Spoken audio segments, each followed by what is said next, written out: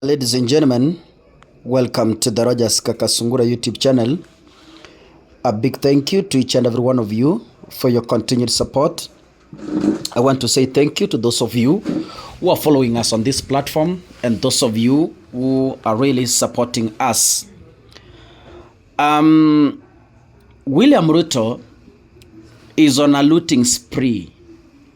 Ruto wants to milk this Kenya dry, steal everything, and leave Kenya limping. Ruto wants to become the richest man in the world. He wants to surpass the likes of Bill Gates. Ruto wants to be the richest man in Kenya. Ruto wants to be the richest man in East Africa. Yani, Ruto wants to control an economy. Ladies and gentlemen, there's something I want to tell you. That is why you see William Ruto is borrowing money without development. Each and every year, each and every month, Ruto is borrowing. Where does he really take this money? Ruto, in 2 years, William Ruto has borrowed money more than the entire 10 years Uhuru Kenyatta was in government. In 2 years, imagine. Jamaa amekopa pesa inatosha miaka 10 ya Uhuru Kenyatta alikuwa katika serikali. And this money, ukiangalia in the entire Republic of Kenya, ladies and gentlemen, you can bear witness, there is no tangible project which I can go and point say, hii project ni ya William Ruto na imekamilika. Hizi vitu anatembelea akisema kwamba creating jobs kwa house projects, sijui affordable housing, hizi ni vitu zilikuwa za Uhuru Kenyatta. Hii mambo unasikia anasema ya stima, hii ilikuwa kwa Big Four agenda. Ruto lays foundations of constructing roads, but he never goes back to check whether they were constructed or not. How many KMTCs are currently going to bushes?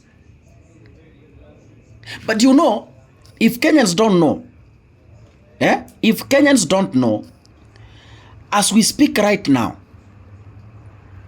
Kenya has reached a borrowing limit. That's what we are supposed to know. Kenya has reached a borrowing limit. And if we are to borrow, we are plunging ourselves further into a crisis. You know, we have dwelt in some politics which we have forgotten, even political analysts like me. Tumesahau kwamba kuna mambo yanafanyika at the background which we are supposed to deal with, na bado hatujafanya.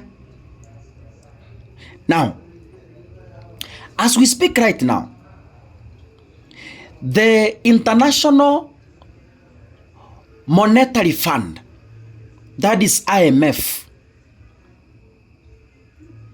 has warned Kenya of new borrowing as the country intends to take a commercial loan from the United Arab Emirates. And this money, according to records and research, is said to plunge Kenya into a debt crisis. According to IMF Director of Communication Chuli Kozak, he says, Kenya has a high debt distress risk. And when William Ruto wants to borrow 194 billion Kenyan shillings, will further crash the nation's monetary services. Let me ask you Kenyans, hii pesa William Ruto anataka kuchukua 194 billion, anapeleka wapi? Do we have a clear laid strategy on what this money is going to do? Ruto is using an excuse that Kenyans refused his 2024-2025 finance bill, and hence he has no money, he must borrow to run a country. These are the same individuals who told us that Uhuru Kenyatta left empty coffers, but you could hear them renovating State House with 900 million. Gachagua is being probed for renovating his office in Karen and his residential home with close to 1 point something billion. And we say we have a country, ladies and gentlemen. Na tunasema tuko na taifa. Now, hii pesa Ruto anataka kuboro, hii ya 194 billion, ni barabara gani William Ruto anataka kwenda kutengeneza? Tulizana wa Kenya jamani. Hii pesa 194 billion Ruto anachukua ni school fees ya wanafunzi wapi anaenda kulipa? Ndugu zangu ni jamani, hii pesa Ruto anaendea Arab Emirates 194 billion. Ni wafanyakazi wangapi anaenda kulipa? Because madaktari wako barabarani, lecturers wako barabarani, counties hazijapokea pesa. Sasa hii ya 194 billion inapelekwa wapi jamani?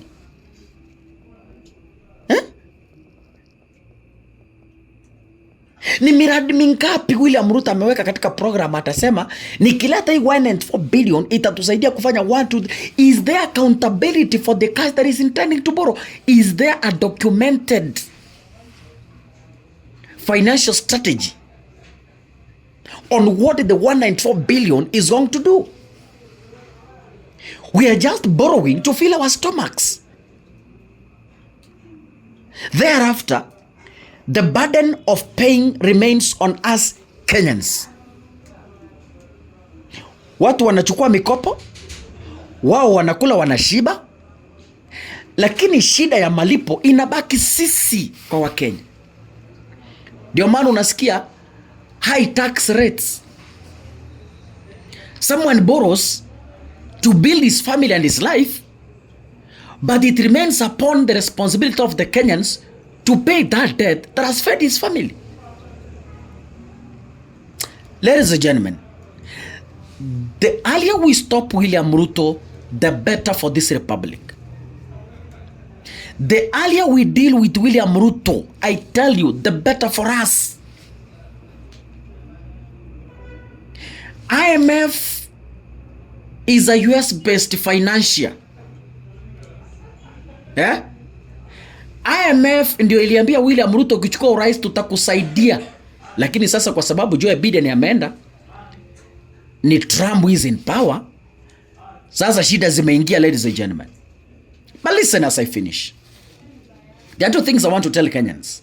Kuna mambo mawili nataka niambie wa Kenya. Jambo la kwanza, Kenya is headed into a debt crisis. Number two, we need to stop William Ruto to save this country. If you're watching this video, kindly click the subscribe button and remember to turn on your notification bell. God bless you. See you in the next episode. Asanteni sana.